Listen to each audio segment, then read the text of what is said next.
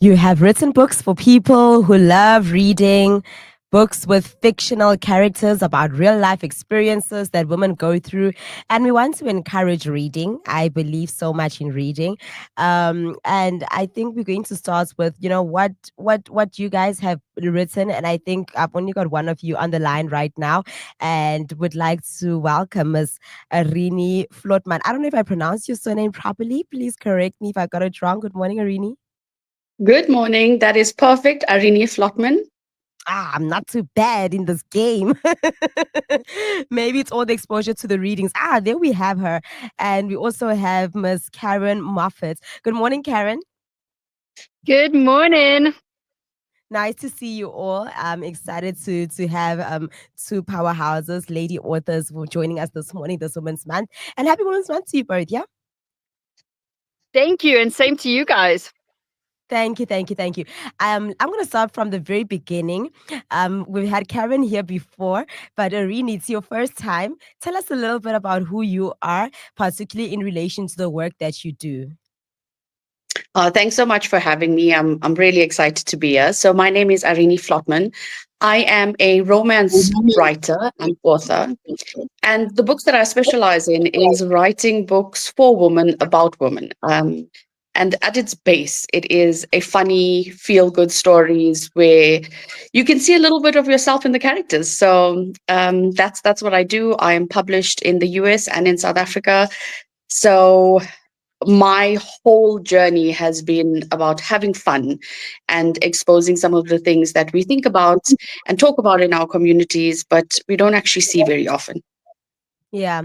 And Karen, I think the first time we had you, we were speaking about teen dating and violence, and it was like a hectic conversation like that. Tell us about you and your authorship journey. Yeah, I think this conversation is definitely going to be a bit lighter than the last one. So, it's just I'm blessed. I feel that the Lord called me to do this, and there's that great saying about that: if the Lord gives you a vision, He'll give you the provision. And it was something that was definitely sitting on me, and here I am, 4 books later. So, all glory be to Him. Nice. 4 books is a big deal. Some people are still on book 1 that has not even a first page, okay? So it's a big deal. Well done on you. How many books have you written, Arini? And yeah, I don't know if you maybe combine that with a full-time job. I've got 3 published works out at the moment, and I've got 3 more coming within the next 6 months. But this is my evening job. Writing is my I don't want to call it my hobby because it is something that I consider work. And I've got a day job that I also work in learning and development. So writing is something that I do as often as I can, but I can only commit so many hours to do it, and I try and get that as much as possible. Because I was going to ask, like, okay, when do you have time to write? Because we often talk about the work of a woman, and it's a lot. So the fact that you just mentioned that now you do have a real job, and also evening time is something you dedicate to that. Bringing to question, Karen, about adults and reading. You could grow up and be a bookworm. School kind of gives you the opportunities to have reading, especially primary school. At least it should, with reading classes or reading hours or something of the sort, libraries and all that. Then you grow up and like life just takes its toll. When do adults even have time to read? You guys are out here writing for us, but I don't know if we have the time to actually read your work. Oh, I disagree with that. I think that you make time. You got to prioritize to what you want to do, and reading is one of the most amazing, healthy escapes for us adults because we have such a pressurized work adult life, if I can say that you need some form of escape. And instead of turning to the bad stuff like alcohol and gambling and all of that sort of stuff, turn to the good stuff and get lost in a really, really good book. I mean, nothing is ever compulsory in this world, but there are choices that we can make. And this is really a way of healthy mindsets and healthy escape into something that could actually maybe teach you something and liberate you. Mm, very interesting. And I think that brings to question like, the work that you do. What is fascinating about your writing, and what will people, and both for both of you, what will people love most about your work? Let's start with Karen, and then I'm going to go to Arini. I think the reality of it, I think that there are topics that is discussed that we don't want to discuss because society conforms us to a certain way that we shouldn't put those out there. And this is really saying, but hang on, this is a real thing that happens in our real lives. Let's rather discuss it and figure out how to manage it instead of hiding it and putting it under the rug type of thing. So I think the relatability of having a work life, social life, family life, and trying to balance it all, and then still trying to be the woman that God intended you to be at the end of the day. So it's really about liberating you to show you that you can be it all. Yeah, and the fact that I see it also, like when we have conversations, there's a lot of taboo conversations, and they're not easy to have because of stigma, and also because maybe, I don't know if it's reputation, or we do care about how you are going to be portrayed. And as an artist who writes books, I wonder how much of yourself you put into that work, and how scary it is, because it's almost like you're being vulnerable with a community of people who you kind of start a relationship with if they love your work, and they go back to buy more of your work because they enjoy, like what you're saying, it's relatable. Arini, maybe you can share also, your work and what makes it relatable to me, what makes it relatable to Karen, what makes it relatable to, I don't know, Doopsy on the street. So the thing about South Africa is that we live in such a diverse country. You walk on the road, you look at your friends, and there is so many different people. We all look differently. We all have a different belief system or value system. And but the one thing as females, as women, that we try and strive for is purpose. What is our purpose? But one of the things that I found that readers have told me is very relatable in my books is that you can open it and see yourself in the main character. You can see yourself as the mother or the aunt or the best friend that's going along for the adventure, or the other friend that's just like taken along for the adventure.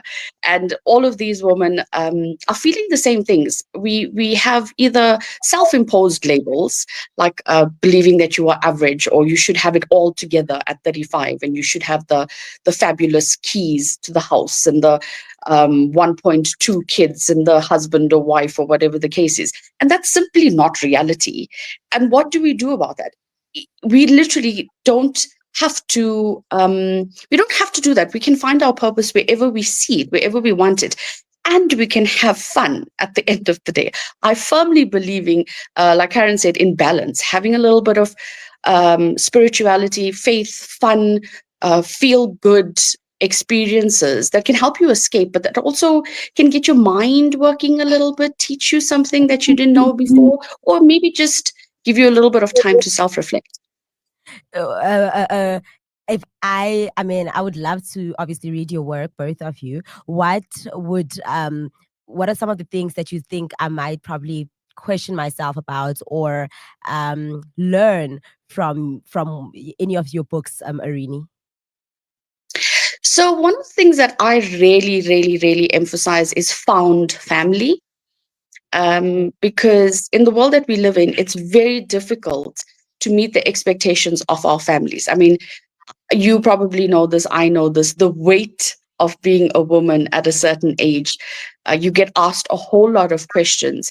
And I think found family, the people that, whether you're related by blood or not, the people that are there to support you and there to guide you and help you and motivate you, and you can do that for them in turn, is important to our overall mental health, our spiritual health, the balance that we're looking for.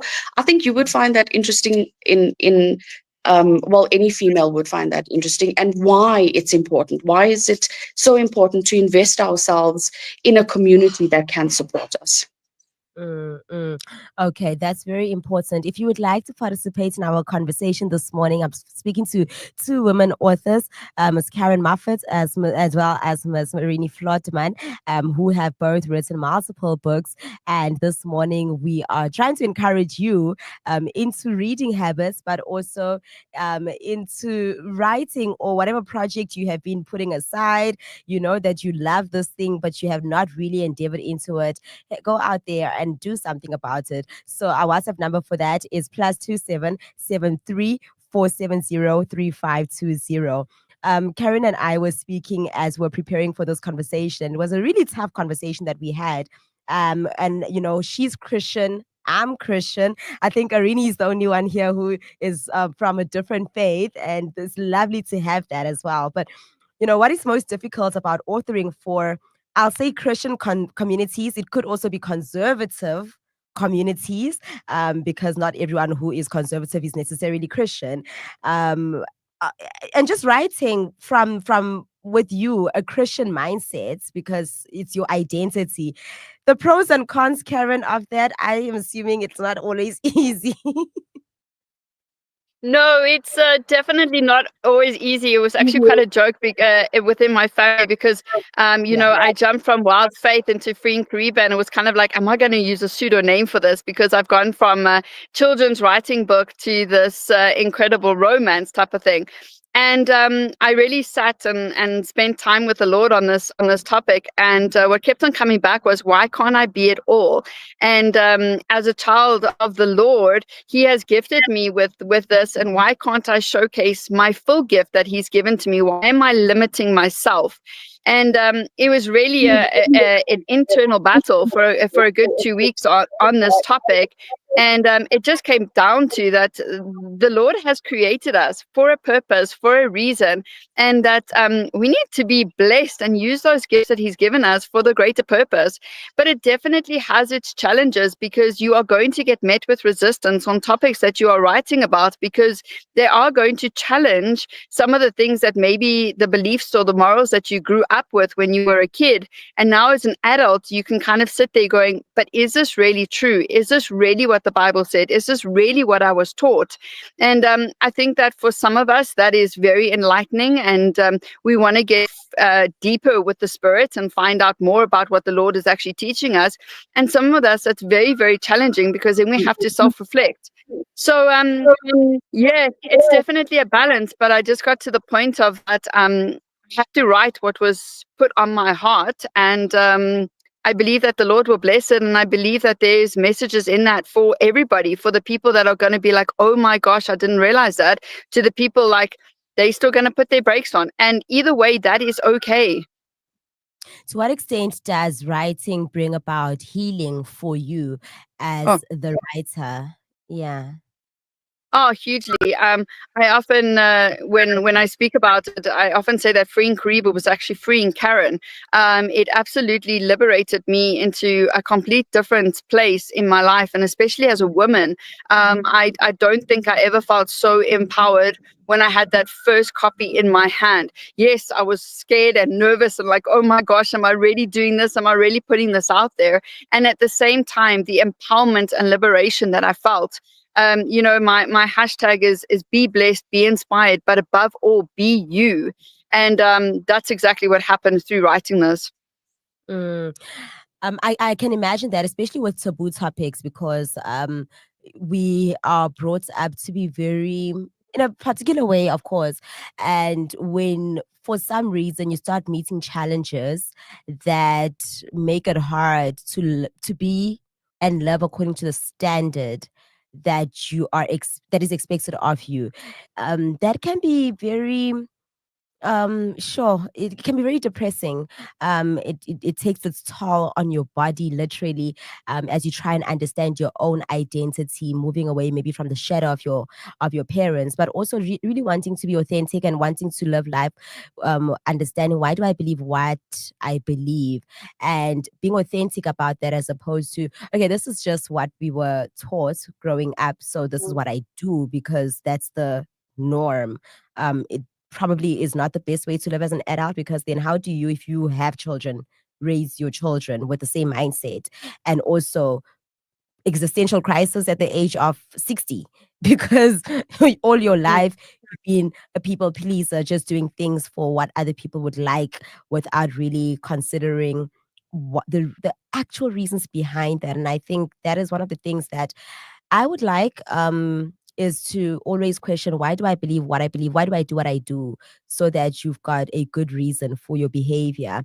Arini, I know your work is very fascinating. Why would you actually find it fascinating even for yourself?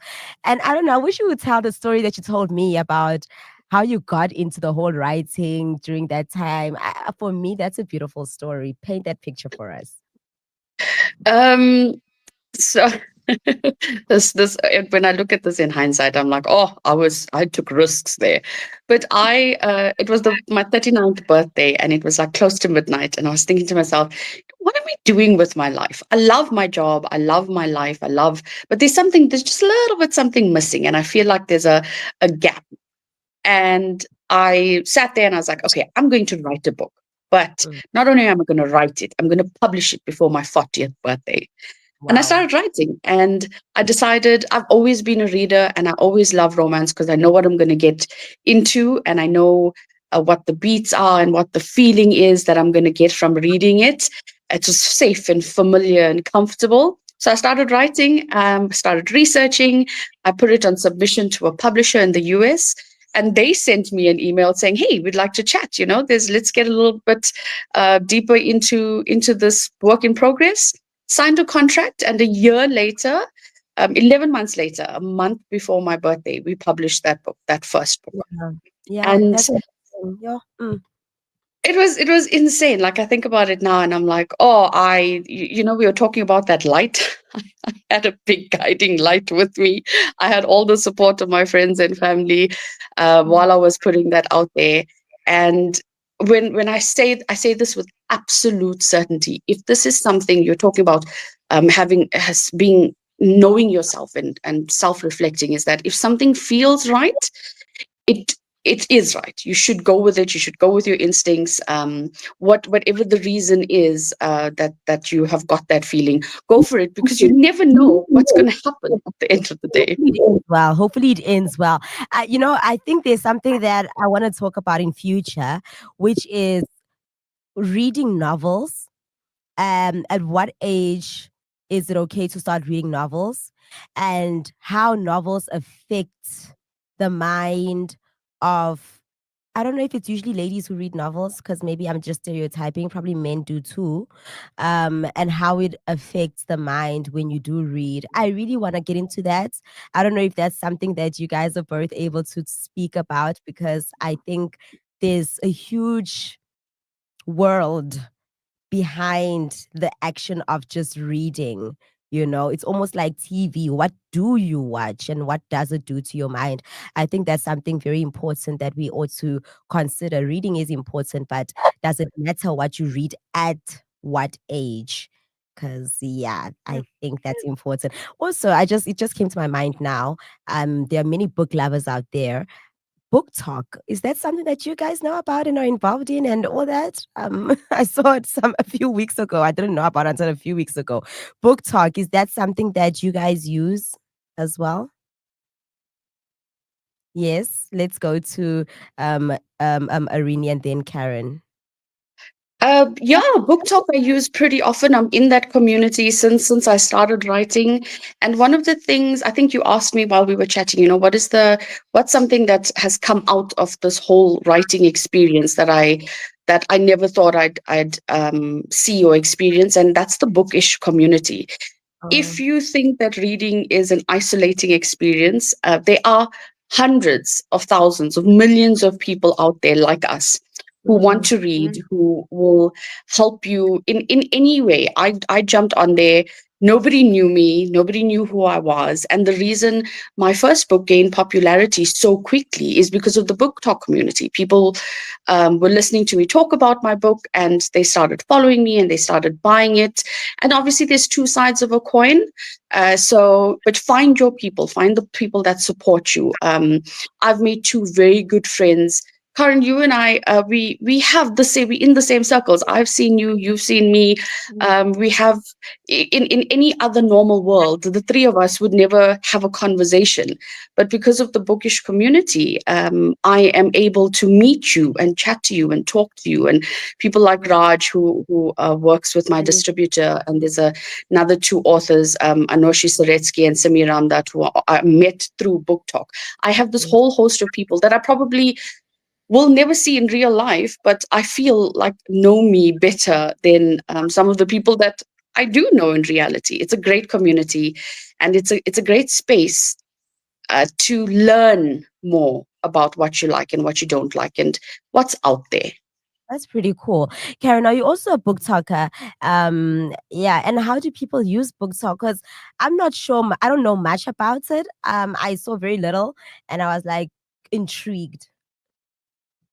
I have to be honest, I'm just getting into the whole social media side. Raj was mentioned. She's absolutely phenomenal, and she really pushes me often to like get myself out there more and whatnot. So it's definitely a new community that I've entered into. But one thing I do know that I would like to just touch on is that it is huge. Like I did not realize how big this world is, and I think that is so inspiring that there are still so many people that are out there that actually want to pick up a book and read it. So I was definitely inspired by that, and definitely encouraged to put some more effort into it and to spend some more time there. Oh, wow. It's so interesting that you say that because, I mean, with you both being authors, you know that with South Africa, there is a lot of not reading for understanding in our schools. And it's a huge issue of children who don't know how to read, don't know how to spell, don't know how to literally bringing and having children who get up to, I don't know if they go into matric, but at least grade 11, definitely grade 10, but they are actually illiterate. All they know how to do is speak. You know, when it comes to a pen and paper and words, nothing there.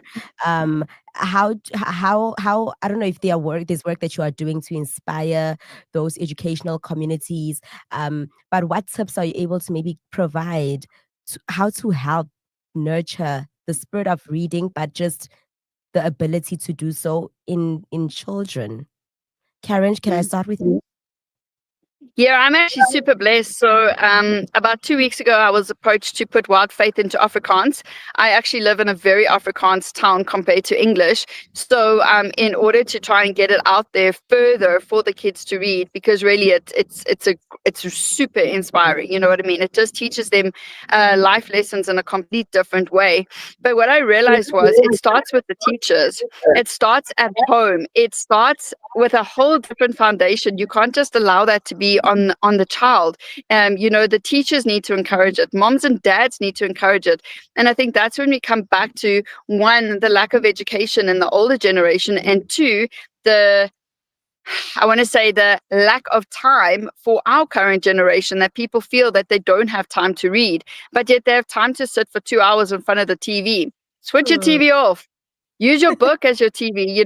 And the great thing about a book in comparison is you create the story, you create the pictures, you create the images, you create the character. It might be described as this brunette woman with brown eyes, with tall and everything, but everybody's brunette woman with brown eyes and tall is going to be different in your own mind. And that is what makes a book come alive.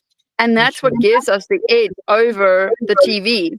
So yeah, education is a big thing for me. I'm heavily involved with the schools. But yeah, I've noticed that you got to have a strong foundation behind that. You can't just drive that from a child alone. It needs to come up with backup. 100%. Irene, what's your experience in that regard where children, it's like it's a completely different world or planet for that matter? One of the things that I didn't realize I had until about a year ago was that I've got a big young adult audience, women who are 17, 18, and looking for something that they can enjoy. And my son is 11. I'm always trying to get him to read new things. And I think and this is something we need to realize, that the new generation, there was a space and time for reading. We knew this. It was there. It was part of the routine or whatever the case is. Now kids have to. We have to encourage them. I firmly believe this, and I will stand on this hill forever. Is that there's a book for everybody. You Yeah. just need to find it. If Yeah.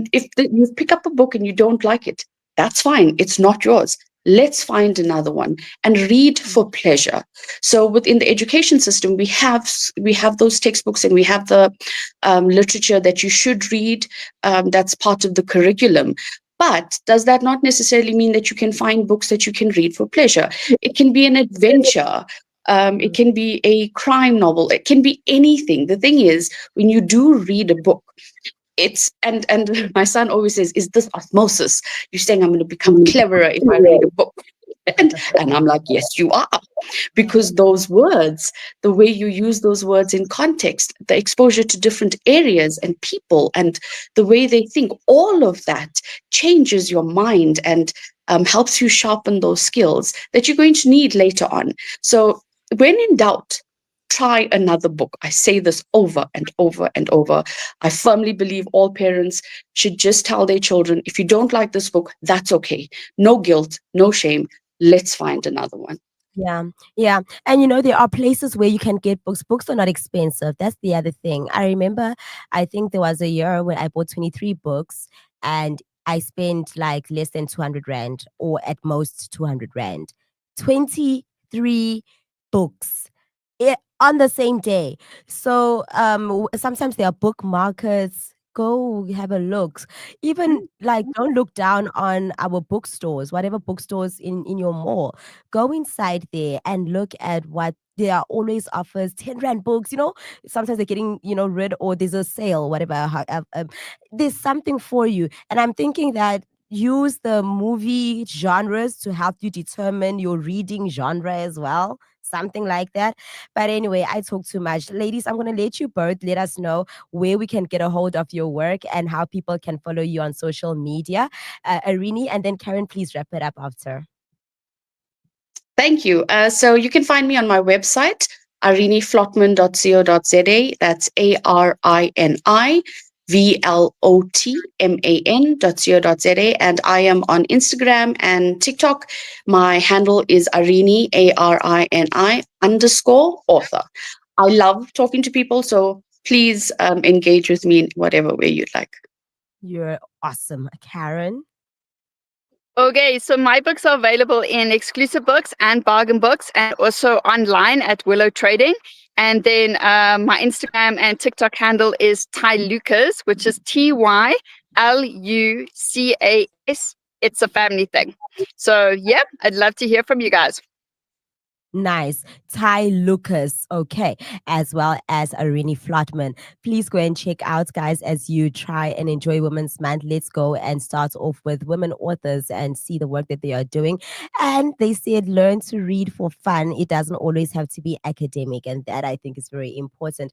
I really appreciate having you both here. I wish you well for the future and have an awesome day further. I can't wait to be in conversation with you soon again, because we're going to touch on the novels. All right, and that's where we leave it this morning with the ladies.